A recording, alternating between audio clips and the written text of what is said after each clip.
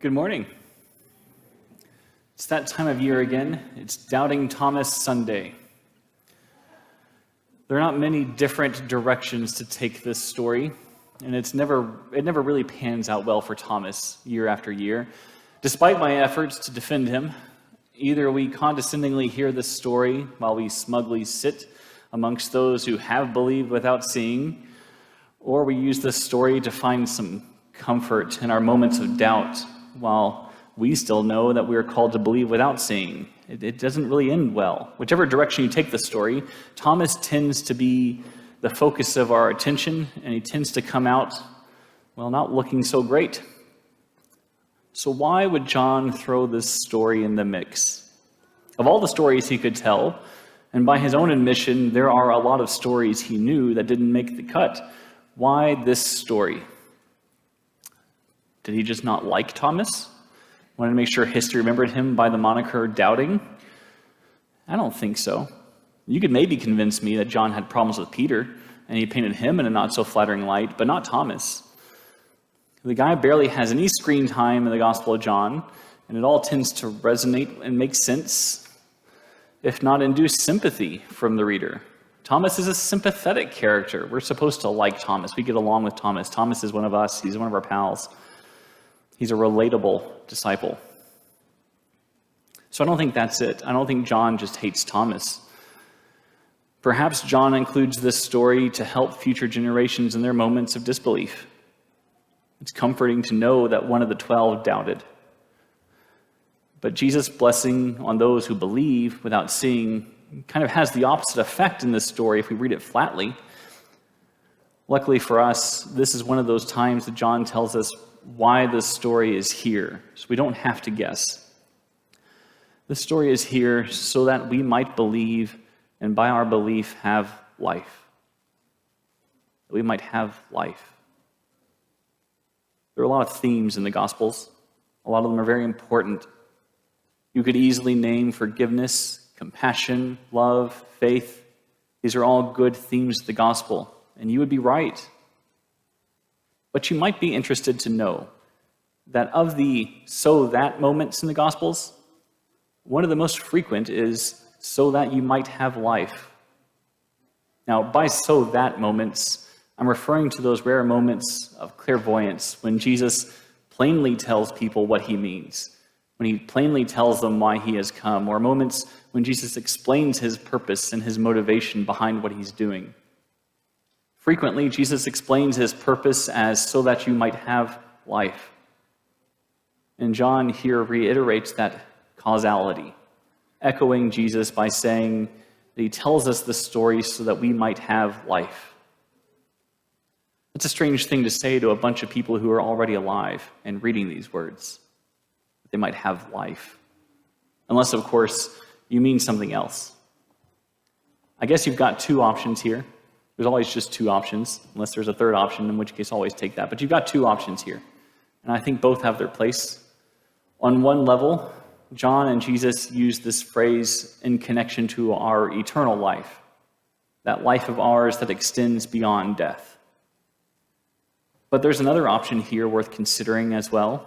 Again, not in contrast, but in addition to. Jesus and John also could, and I believe do, use this phrase to describe the kind of life that we should have. It's an expression of quality, not just quantity. Yes, Jesus is invested in your quantity of life. He wants you to have a long-lasting, everlasting, eternal kind of life. There's a quantity to that. There's a quantity to the unquantity. It's a bit of a mess, but it's there. Our eternal life. But he is also very interested in the quality of life we live now. What kind of life we live.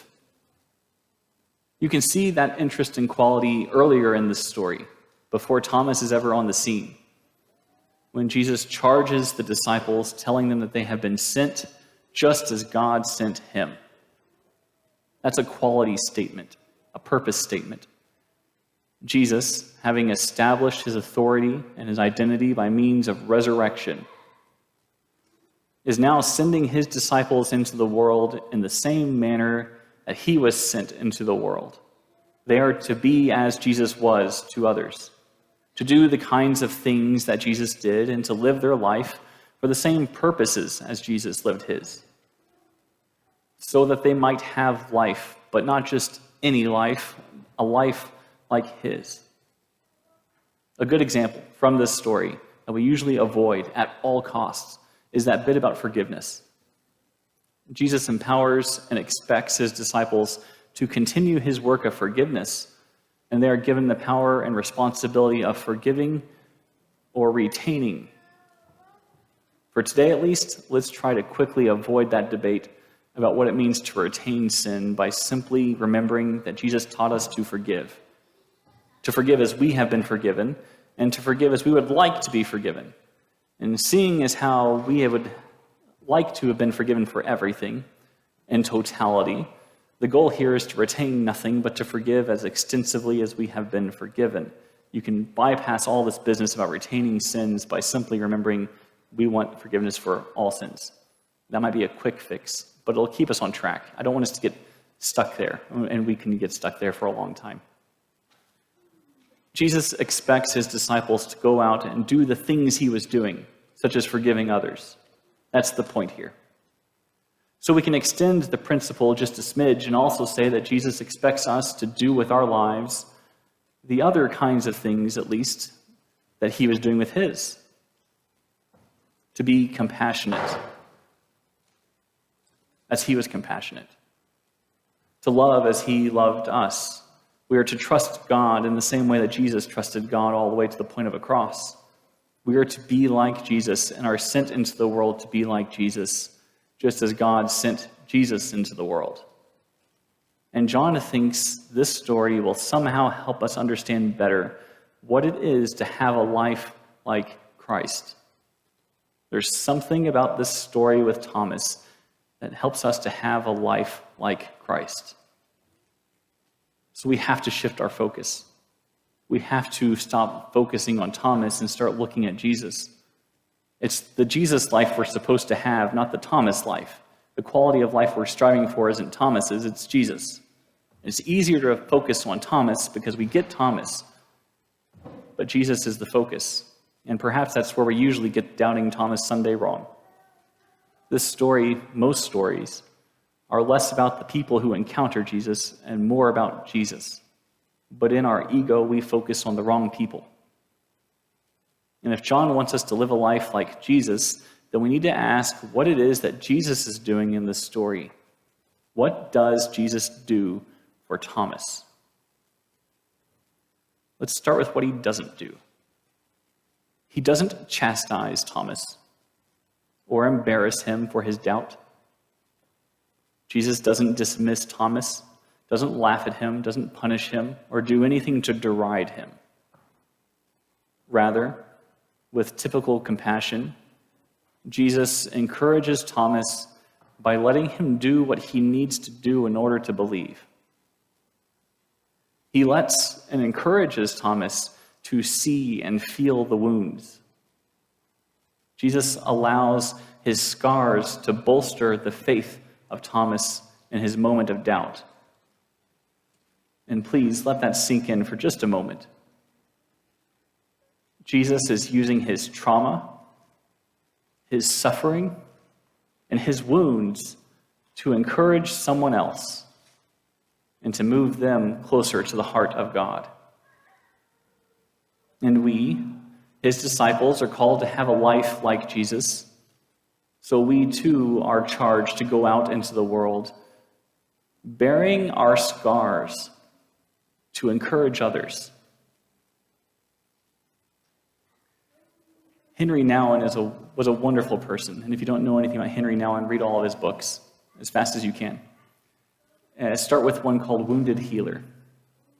Henry was very fond of telling everyone that he saw himself as a minister, as a wounded healer. That was his metaphor. Somewhere along the way, somebody made him write a theology of ministry paper, and that was his metaphor, a wounded healer. He saw himself as somebody who wasn't perfect and didn't have it all together, but through his wounds and by his experience, he could, through his weakness, help other people. And I think that's what we see Jesus doing here with Thomas. He's letting his wounds be of some use to someone else. So I'd like to tell you two stories from yesterday. You can't ask a whole lot of questions because if you do, it just messes everything up. But I'll tell you two stories. The first story. I spent yesterday with a lot of different people that I usually don't spend days with. One of those people has a lot of wounds and has suffered much, but trusted God through that suffering and come out on the other side.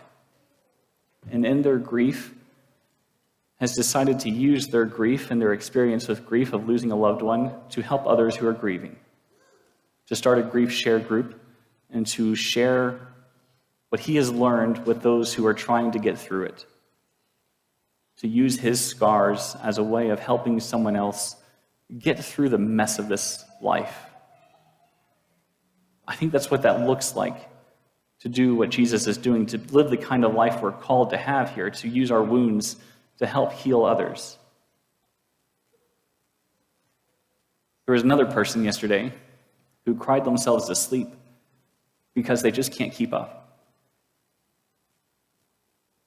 They'll never have enough cars. They can't be to all their kids' functions at the same time. And everybody else around them does such a good job of looking perfect that they cried themselves to sleep because they know that the only thing they can see about themselves is their own imperfections. You can hold on to your scars and your wounds and your trauma and keep them to yourself and compare yourself to everyone else who looks like they don't have any.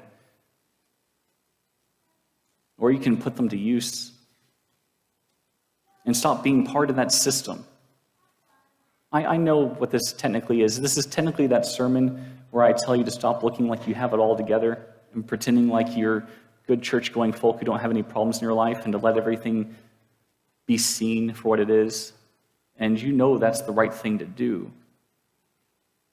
But when everybody else looks so perfect, it's just easier to cry yourself to sleep. That's not life. It's never going to be life. Life can't be like that. That's certainly not the kind of thing that Jesus did. He let his wounds be seen and examined and encourage other people. Take those things that you see as weaknesses in your life and let someone else grow from them. This is one of those nuggets of wisdom that doesn't make sense to the world. Paul puts it this way, that God's power is made perfect in weakness. That's the true point of this Thomas story. Through the weakness of death, through the humiliation of crucifixion, Thomas is able to come to know God. That's so much more valuable than trying to pretend you have it all together. That's so much more meaningful to your neighbors than trying to make them feel like you've got everything in order and they don't. And even if that's not your intention, it's just what happens. Our image of ourselves is not a means to an end of making ourselves feel certain ways or to be accepted. You can do that. You can play the games. You can keep up with the Joneses. But at the end of it all, that's not really life. Certainly not a life like Jesus. What if we used our wounds, our traumas, our imperfections, our insecurities, our weaknesses to encourage one another?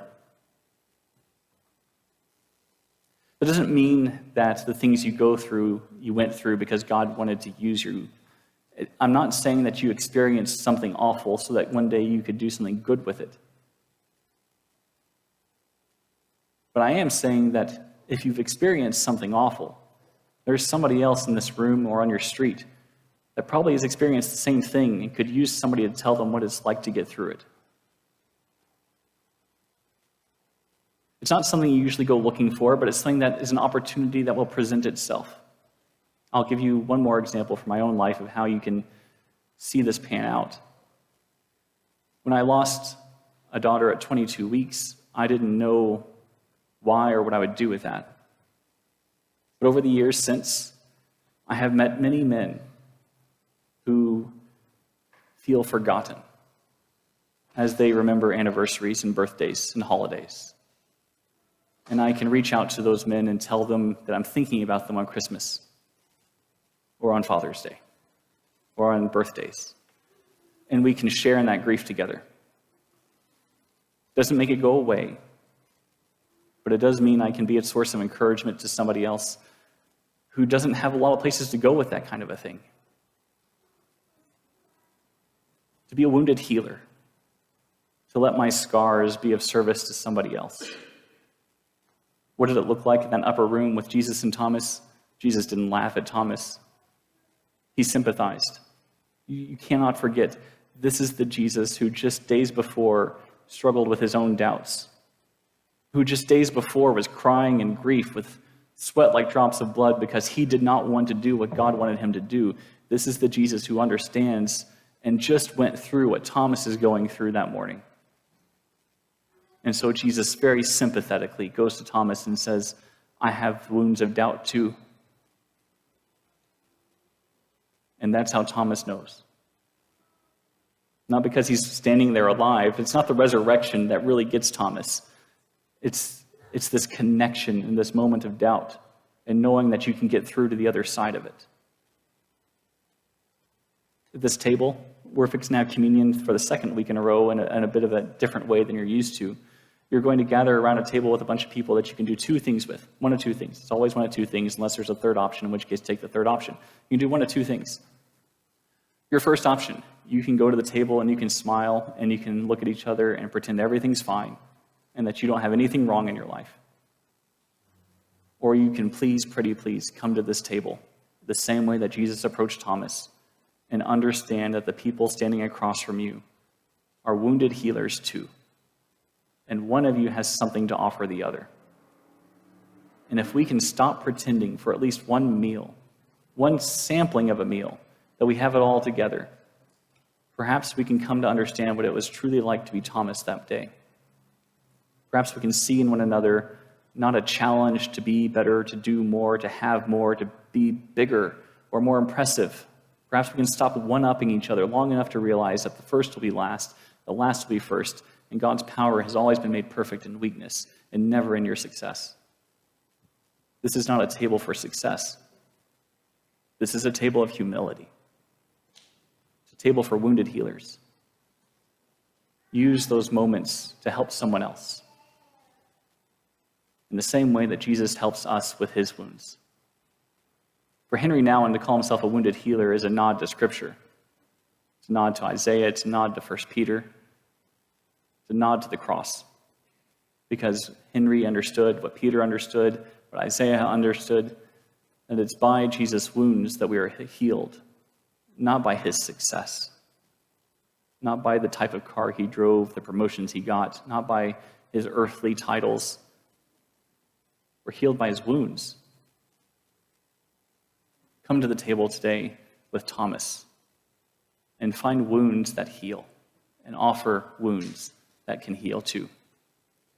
And if you need help with that, if you need help healing those wounds, the elders will be in the back of the room as we stand and sing the next song, and they won't have the answers. I can let them off the hook for that one. But perhaps together we can encourage one another through our moments of doubt and help each other get through to the days yet to come.